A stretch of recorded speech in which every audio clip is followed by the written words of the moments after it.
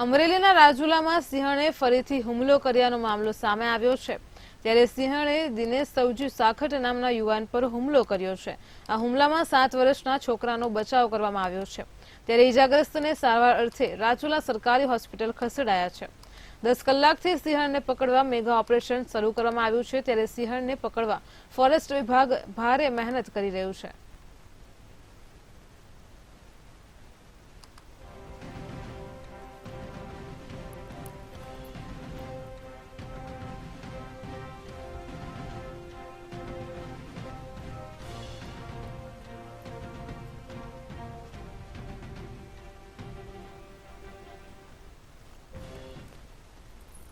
અમરેલીમાં આખરે વન વિભાગને સફળતા મળી છે। સિંહણને ઝબ્બે કરાય છે તો 10 કલાકની મહેનત બાદ વન વિભાગને મોટી સફળતા મળી છે।